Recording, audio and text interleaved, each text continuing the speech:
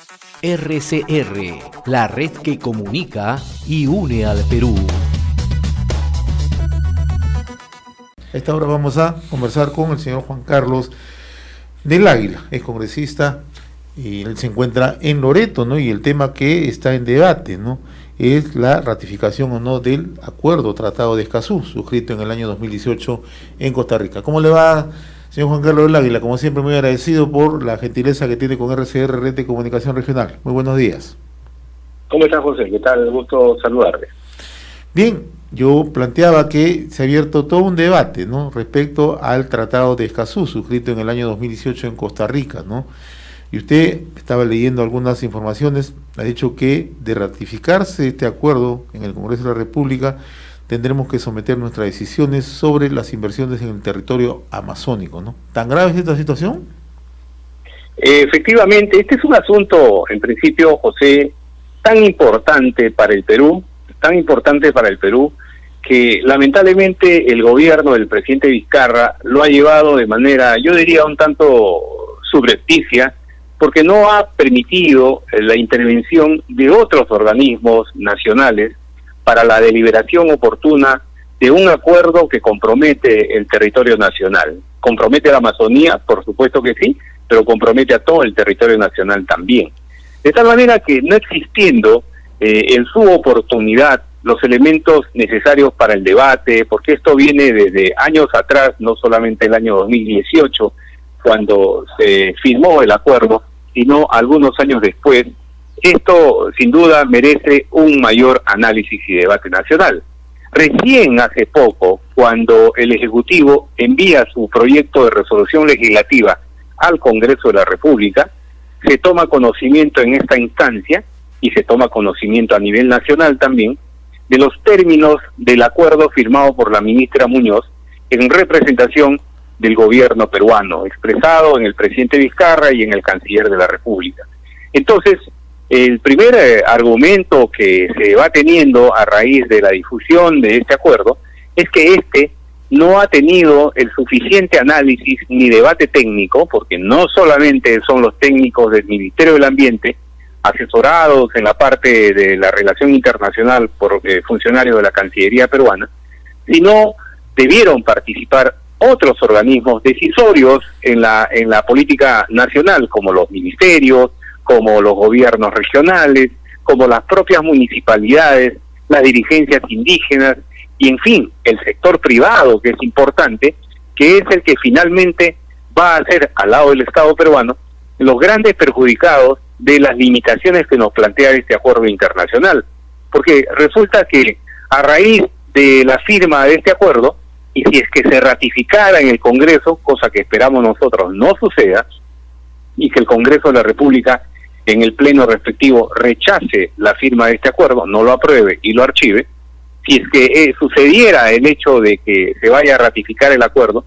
simple y sencillamente los peruanos en general y el Estado peruano, que es lo más preocupante, vamos a estar sujetos a los caprichos de quien quiera, no solamente de un connacional, sino de cualquier ciudadano extranjero que puede venir, participar de alguna reunión en Lima, en Tumbes, en Tacna, en Loreto, en cualquier parte del territorio nacional, y escuchar algún proyecto que haya de tipo público o privado, y que según su criterio pueda alterar el ambiente. Lo pongo entrecomillado para que se dimensione lo que uno quiere decir, que si ese ciudadano es extranjero o finalmente un ciudadano nacional, o algún organismo tipo ONG, de estas extremistas ambientalistas que hay, se les ocurre decir, no, ese proyecto está alterando el ambiente o va a alterar, porque basta la sola sospecha, ojo, basta la sola sospecha de que un proyecto puede alterar el ambiente para que alguien se oponga y nos paralice la inversión, la ejecución, los estudios incluso de algún proyecto importante para el desarrollo nacional. Eso no lo podemos permitir los peruanos, sin duda. No lo podemos permitir porque más bien lo que nosotros necesitamos en todo el país es inversión. A raíz de la pandemia, lo que más necesita el Perú es inversión pública e inversión privada. Y justamente aquellos territorios donde hay desigualdad, sea en la Sierra Alta del país o en la Amazonía peruana o en la zona de frontera, lo que más se requiere es presencia del Estado o presencia de la inversión privada para generar empleo, producción y riqueza para los territorios y para el país. Y si hay limitantes de este tipo, es preocupante, por supuesto, para todos nosotros. Ahora, usted en su momento así fue presidente de la Comisión de Relaciones Exteriores en el Congreso y también integrante del mismo grupo de trabajo, ¿no? ¿En ningún momento ustedes tomaron conocimiento de las acciones que estaba llevando adelante el gobierno, en este caso particular del acuerdo o tratado de Escazú? En ningún momento se ha tomado conocimiento de los términos del acuerdo de Escazú. Sí se sabía, se escuchaba por ahí de que a través del Ministerio del Ambiente se estaba en procura de conseguir, digamos, un acuerdo internacional para buscar la manera de, bueno, siempre los ambientalistas extremistas que están hoy en día pululando en los pasillos del Ministerio del Ambiente y buscando asegurarse puestos a futuro en organismos internacionales, buscan congraciarse con los ricachones del mundo, con los ONGistas del mundo, aquellos que financian a estas ONGs para, si es que buscar el bienestar del planeta, cuando lo que buscan es asegurar sus intereses. Oíamos de que podía haber algún mecanismo, entonces, pero no se conocía el detalle, no teníamos ninguna información oficial y mucho menos información específica de los términos de este acuerdo. Reitero, al Congreso de la República le ha llegado recientemente, no hace mucho, hace pocas semanas, el proyecto de resolución legislativa, un documento que incluye los términos del acuerdo de Escazú, que tienen más de 300 páginas. Un expediente voluminoso que merece, por supuesto, estudiarlo detenidamente, y que quienes lo han estudiado detenidamente, porque he seguido muy de cerca, lo he leído ya en 2 oportunidades de principio a fin, pero quienes son expertos en el derecho internacional, vienen manifestándose que efectivamente hay un recorte tácito de la soberanía peruana, porque ahora resulta que ante la demanda de cualquier estado, ya sea un estado pequeñito de la Amazonía continental, llámese Antigua, Barbuda, cualquiera de estos países pequeñitos que están y son parte de la Amazonía continental, puede demandar al Estado peruano y llevarnos a un tribunal internacional porque existe de repente un ciudadano que accionó ante ese Estado y que le está pidiendo paralizar un proyecto, y entonces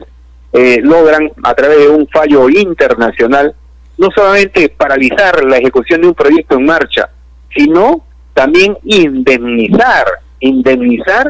con una orden, por supuesto que hay que acatarla como Estado peruano, indemnizar a aquellos defensores de derechos humanos, de derechos ambientales, que lo único que buscan es eso, premios, estímulos económicos para justificar, digamos, los emolumentos y las transferencias que reciben desde el exterior. Esto, los peruanos, sin duda alguna, no podemos aceptarlo. Por eso, en principio, y como expresidente de la Comisión de Relaciones Exteriores del Congreso de la República, me parece bien que el actual titular de esa comisión esté convocando a diferentes personalidades, empezando por la ministra del Ambiente. Enhorabuena, ya no está la señora Fabiola Muñoz, pero está su sucesora, que ha sido la secretaria general de ese ministerio. Por tanto, me imagino que su posición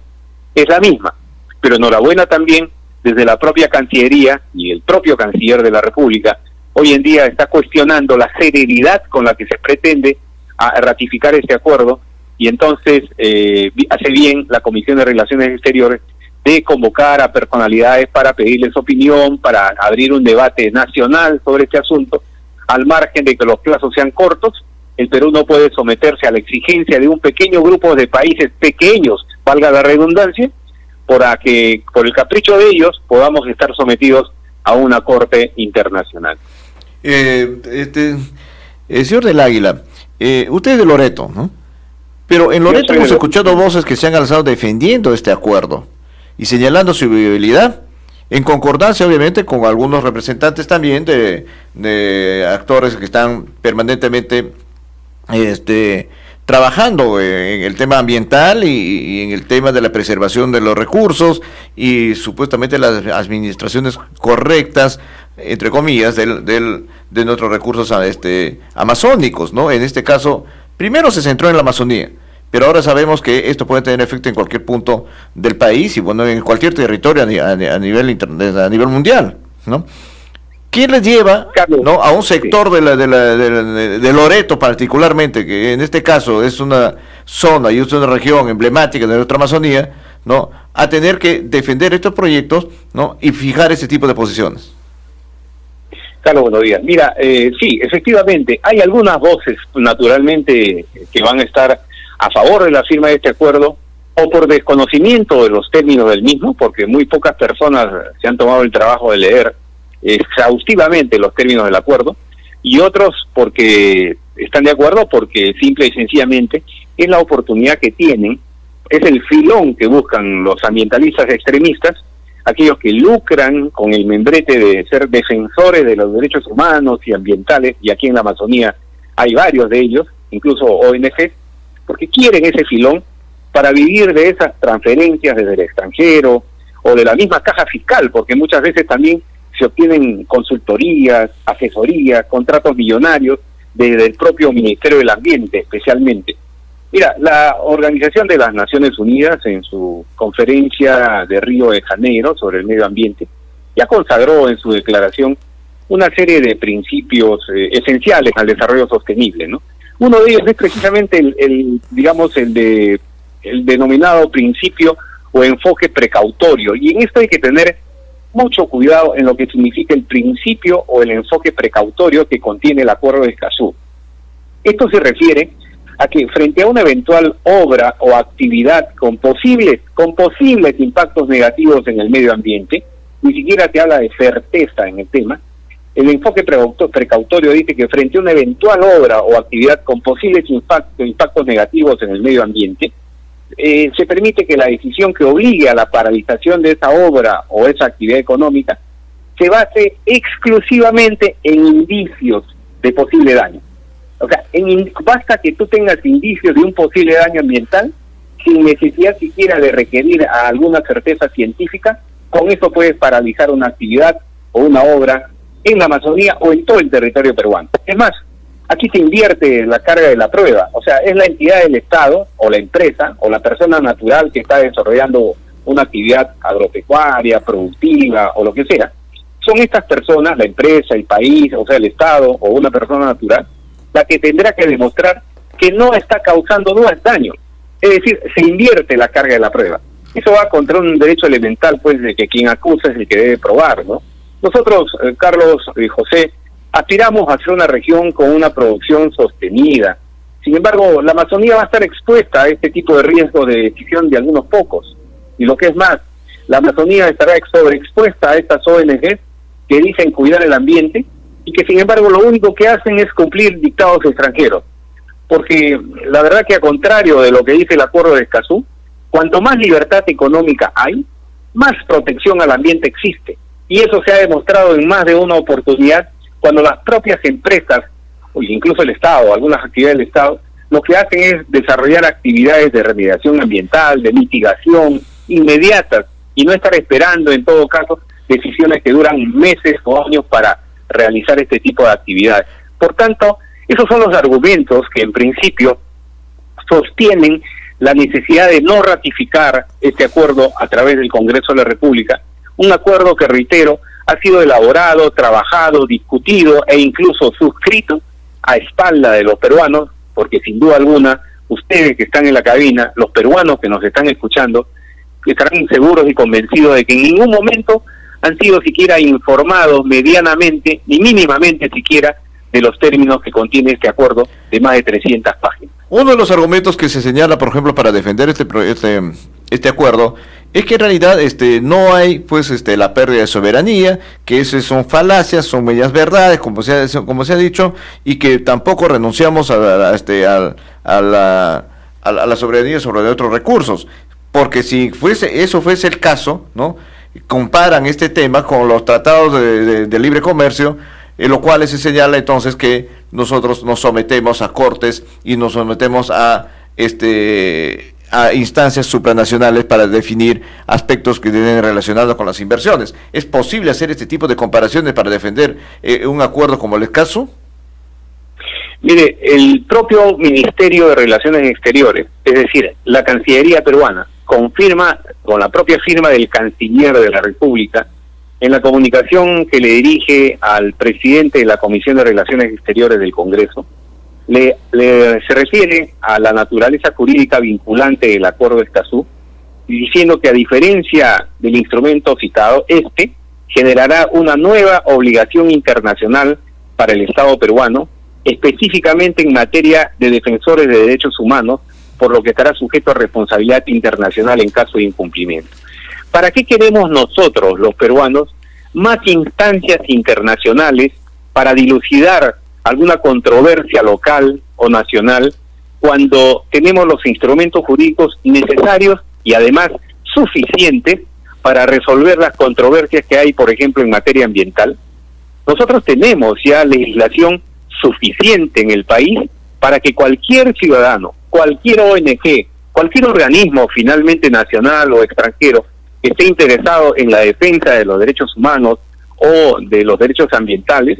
pueda acudir, porque ya hay de todo tipo de instituciones, tanto a nivel de fiscalía, a nivel de poder judicial, especializadas en materia ambiental, para que puedan dilucidar, para que puedan hacer las investigaciones del caso y además resolver. Y entonces nos disparamos a los pies los propios peruanos cuando pretendemos que se firme o se ratifique un acuerdo internacional que nos va a someter a la decisión de algunos ilustres juristas,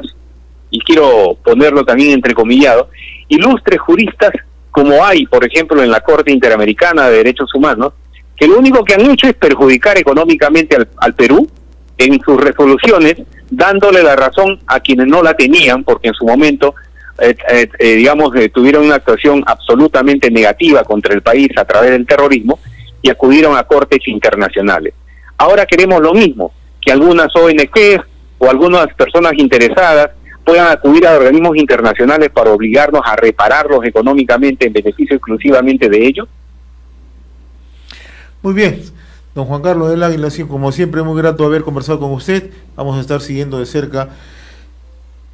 esta discusión que se está generando respecto al Tratado de Escazú, suscrito en Costa Rica en el año 2018. Como siempre, muy agradecido por esta comunicación con RCR, Red de Comunicación Regional. Que tenga usted buen día. Muy amable. Gracias a usted, José, gracias a usted y a Carlos por esta entrevista, por un tema tan importante como es la posible ratificación, y esperamos los peruanos que no, del Acuerdo de Escazú. Buenos días. Le agradezco.